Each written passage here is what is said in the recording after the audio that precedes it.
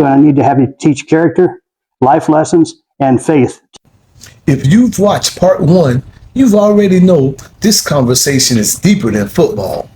But now we get into legacy, impact, and what really matters after the game is over. This is part two. And Coach, you touch so many lives, and it comes back around. Just the things that you're doing. What a surprise!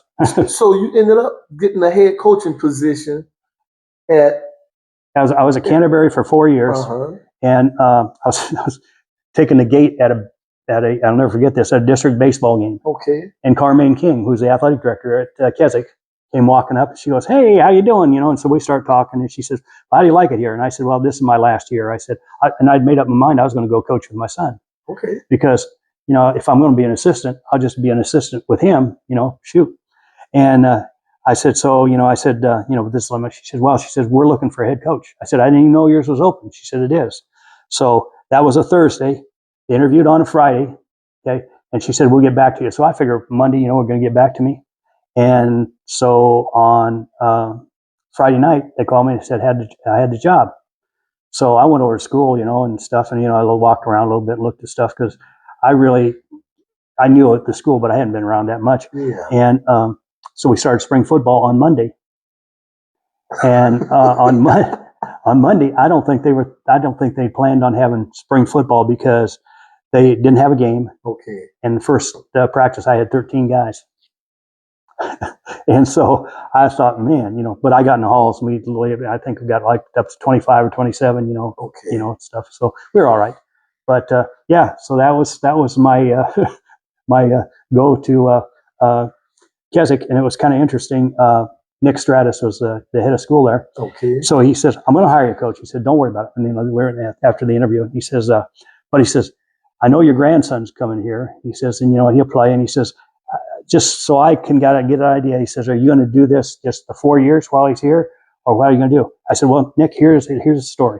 I said, I'm going to coach until I die, and when I die, I'll be on the sidelines, fall forward and gain yards like every good running back should. He said, you got that job. I've told that story to a lot of people. I love it, Coach. I love it. I got a question. So you were able to coach your grandson? Yep. Man, I coached my son at Shorecrest. All righty. And then I coached my grandson at Keswick, and now I'm coaching with my son. So how does that experience of you coaching your son and your grandson, compare to coaching a large group of young men that come into your care, over their tenure in school? How's that different? I was always very careful not to be hard on them, over hard on them in practice. But I mean, I jump them, if they didn't, they got yelled at. But I didn't ever bring it. We never brought it home. If they wanted to talk about it, they could talk about it. And I remember my son said, he said, Dad, he says, we never talked. He says, you never asked me about football or anything. He says, if we talked about football, it's because I brought it up. So, and it was kind of interesting. I had a kid that moved into Shorecrest, was there 1 year, and we had awards night. And his folks came up to me after the awards night and said, we got to pat you on the back. I said, why is that? And they said, well, and they said, our son played football for you for the first year. And I said, yeah. They said, he didn't ever know that Brett was your son until the end of the year. I said, what? I said, well, no, maybe that kid wasn't that bright. I don't know. But Hayford, that's what you think. But he said he didn't know. So I guess I didn't, show any favoritism. I see. That's what it was. Yeah. They can appreciate it. But it's the greatest experience. I think I would tell anybody, coach your son, coach your grandsons. It's a great experience. How has your faith guided your coaching journey? Well, I think that I didn't have another coach that, I got all his advice, and all those kind of things. And so a lot of times, when I had, questions or I had problems or whatever, instead of, I went to clinics and went to, studied and those kind of things. Mm-hmm. But I think those kind of situations, when they came up, I always referred to, to my faith. Mm-hmm. And, I call them bullet prayers. This is something happening. Well, I need some help here. And I have to make a decision now. I can't wait for and I can't even wait for a big prayer saying, Father God, I want to talk to you, or something like that. I just, Yes. I said, I need help. And so, and I think that it's always been there. The guys knew that, first thing when I went up to Pine Lake, I said, fellas, I said, I've been coaching for a long time. I said, I love to coach. I said, I love to work with guys. I said, one couple things you need to know. I said, I love effort. I said, you don't have to have any special, height or weight or speed or anything if you got effort. I said, and the second thing is, I said, I don't use profanity. I said, I don't want you to. There we go. So I previously and throughout the years that I've been knowing you and seeing you officiating your games, and I know you center, your philosophy around three things. Again, faith, um, family, and football. Mm-hmm. How did you come to that, that philosophy? And Well, I think that I really feel like my purpose, and I think God put me on this earth to coach. So I think that's where it was. And I can remember Fellowship Christian Athletes. I'm in Nebraska. They don't have a lot of stuff in Nebraska. They really don't. We got some places when I drive from Denver to my hometown, they don't even have cell phone reception. Yeah. That for an hour. But guy from our town came up there was two of us, and he says, you fellas like to go to the Fellowship Christian Athletes Camp. What is that? So he gave me a brochure, and I looked at it, and I thought, shoot, that sounds good. And it was at Estes Park, Colorado. Okay. And so I went there, and of course, at that time, I would have been like 1963 or 64.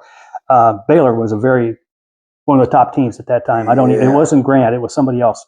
And so my huddle leader was the quarterback from Baylor. I don't even remember his name. Okay. And I'd always been, my mom was a Sunday school teacher. I always went to school, and Sunday school and always in church and stuff. And so I always had a basis in the church. But I remember I got up there and they're talking about born again, and I thought, what's that born again, stuff.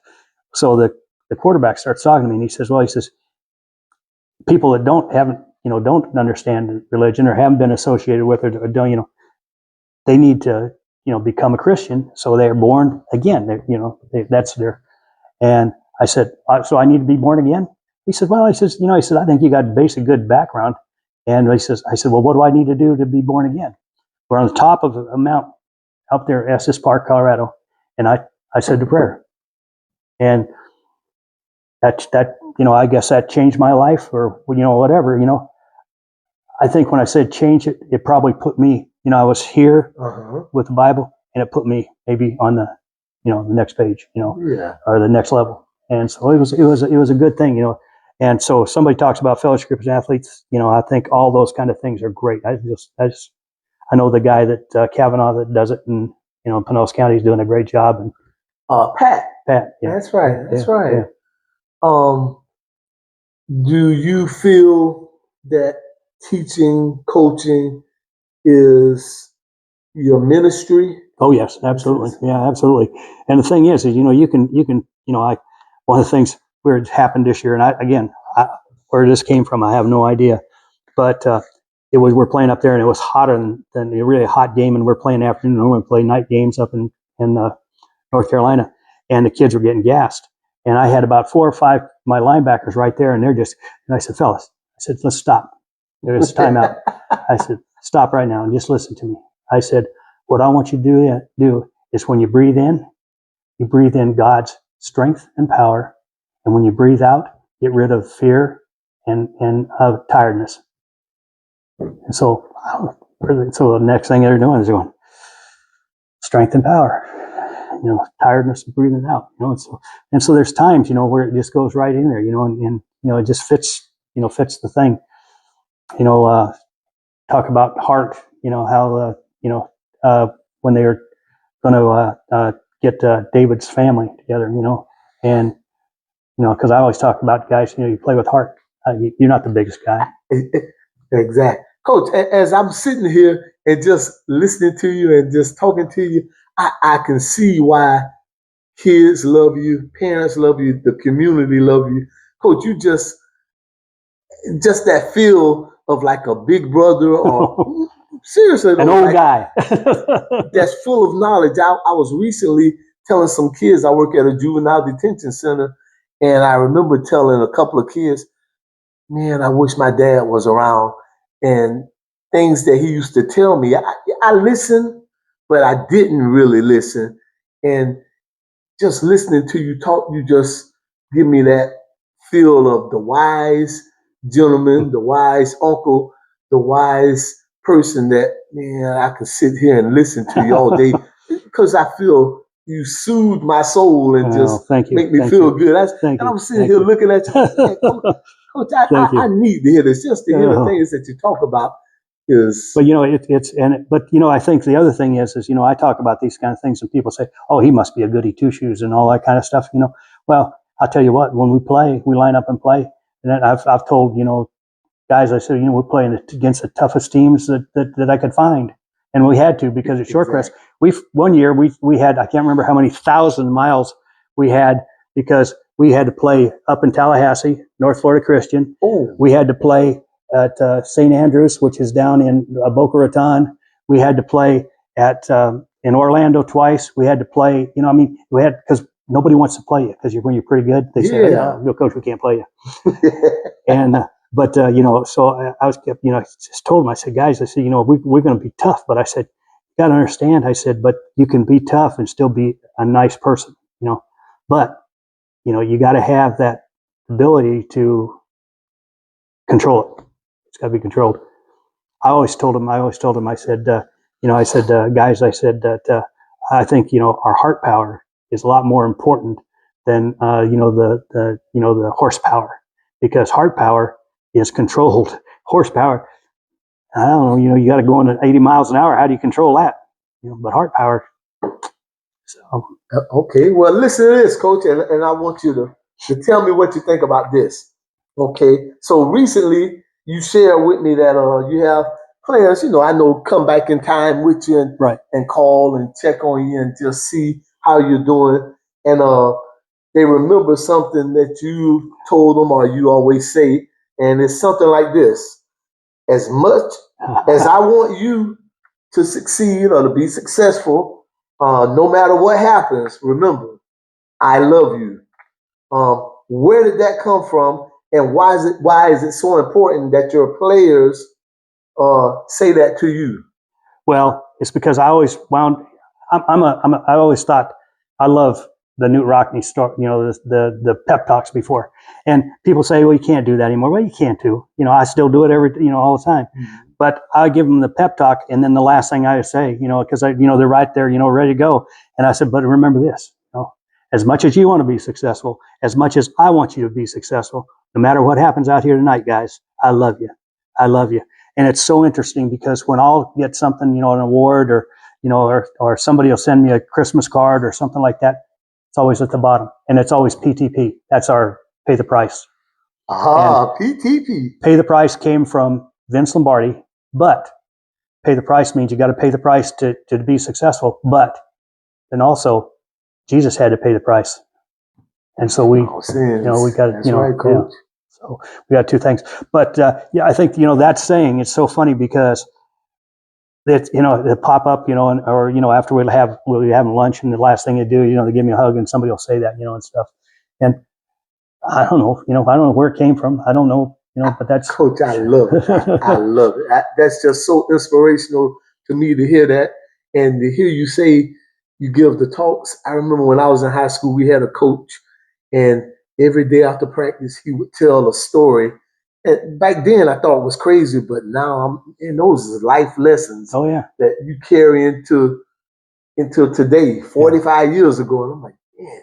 Well, I always said that's one thing I did is after practice, the guys come in and they take a knee. I always like them to take a knee because I'm short, but they take a knee, and I always had something that I planned that I was going to talk to them today about, whether it's, helping somebody, be a good neighbor or somebody, something, that had something to do with, it could be football. You try to tie it in, and stuff.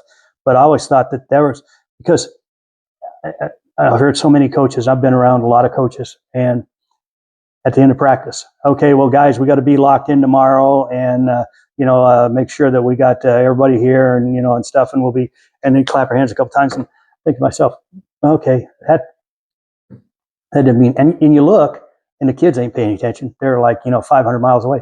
But if I got a little, and it was never like 5 minutes, just a little, because I think that's you got their attention. Here, last thing, remember this. Exactly. Like Mother's Day. Guys, got your Mother's Day cards? Okay. Make sure you get a Mother's Day card. And I said, fellas, you don't have to make a card. Get a card. You can make a card.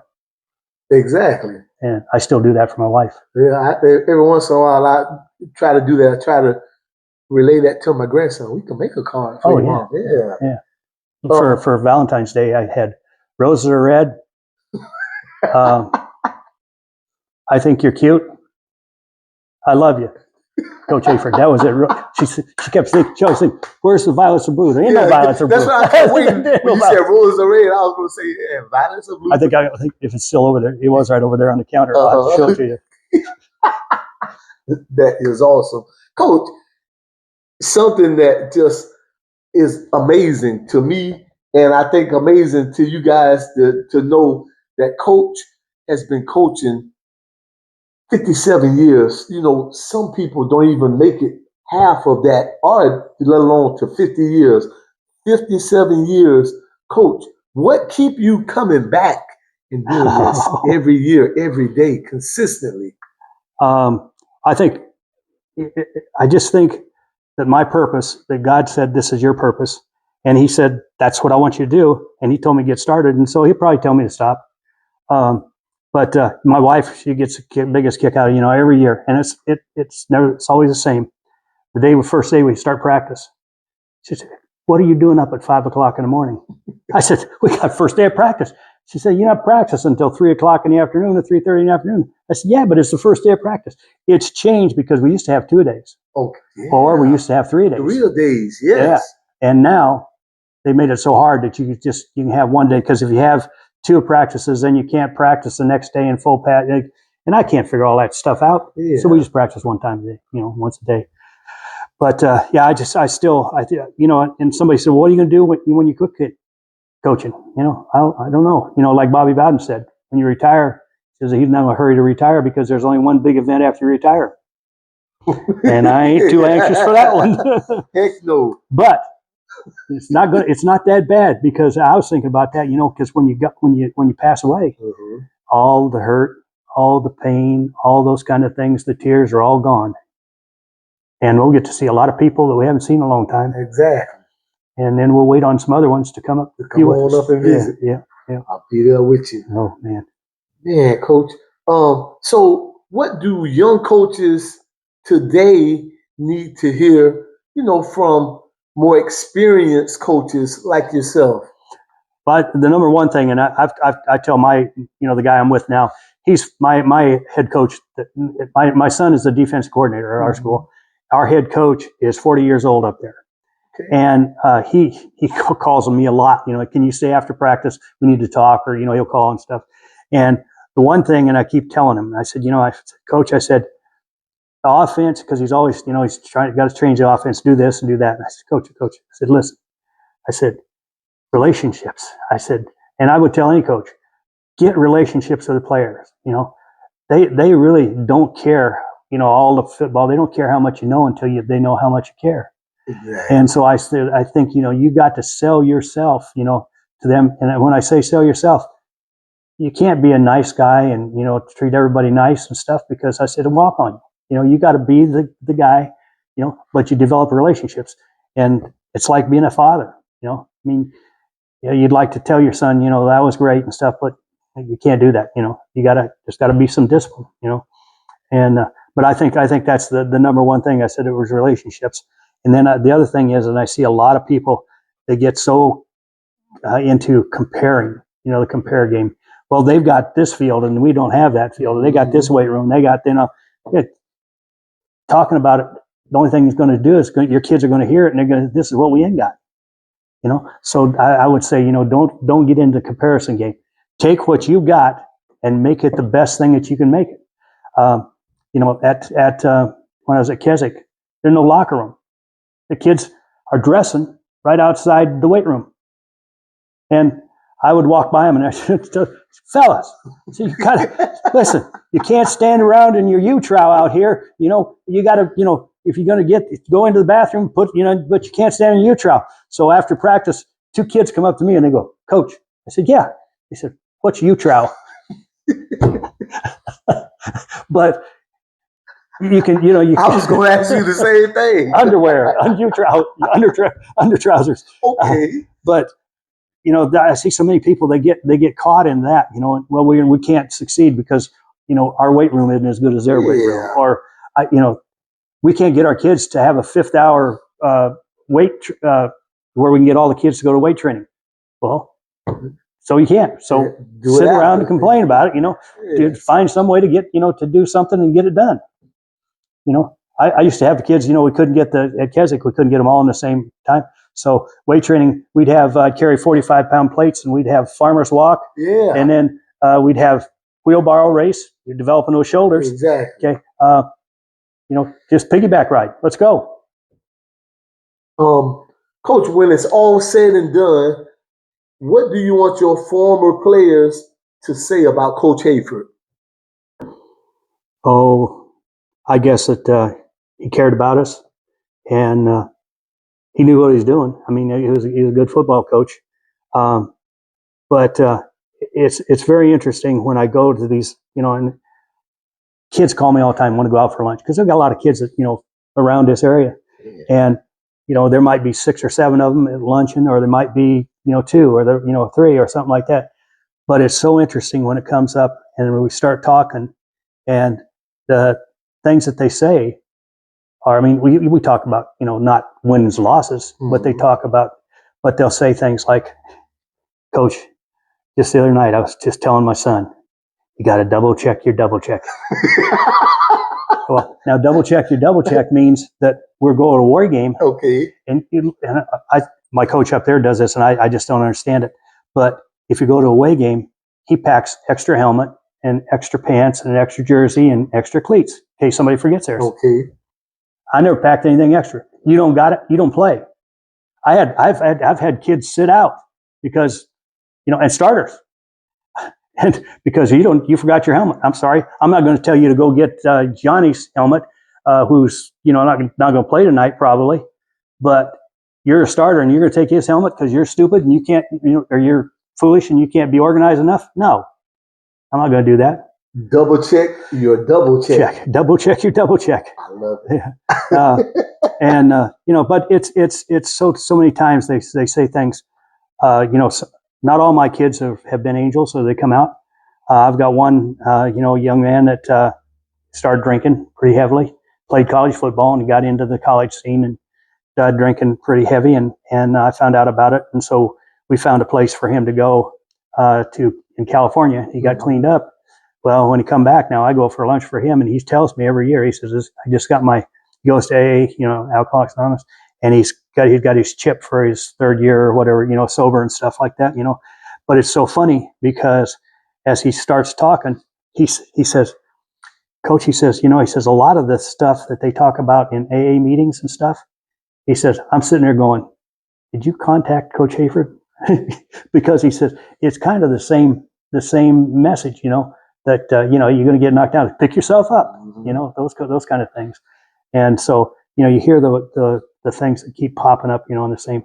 I told my son that the other night, you know, or something like that. So, you know, that's kind of makes it kind of special, you know, that something I said, and I'm certainly not very smart. No, but I'm not. Coach, you've been teaching life lessons for years, so it's just a part of your nature. It's something that you do. Yeah. So.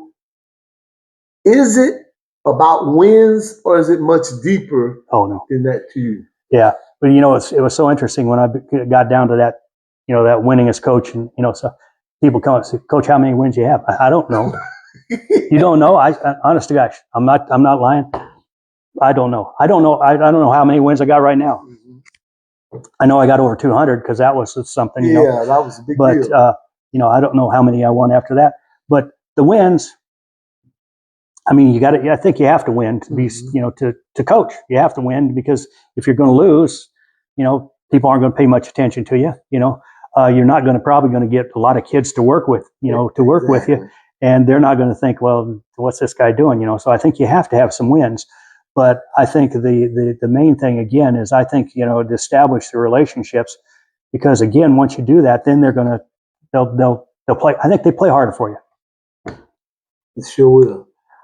So let me ask you, Coach. Okay. So if one of your players are watching this right now, what would you want to say to them?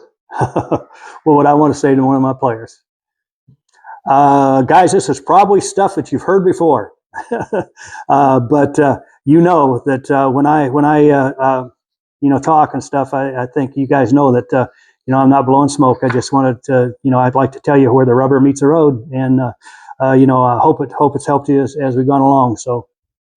I see. I love it, Coach. And the last thing I want to tell you guys, of course, I always do, is I love you. Oh, yeah.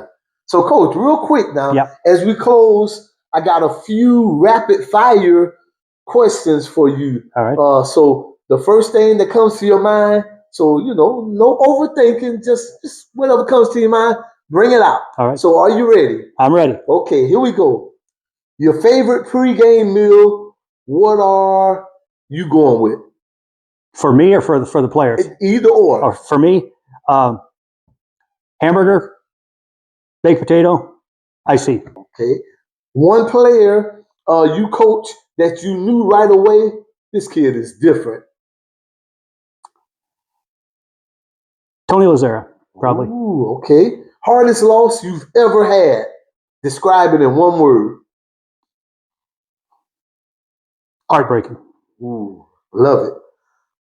Funniest thing that ever happened to you on the sideline?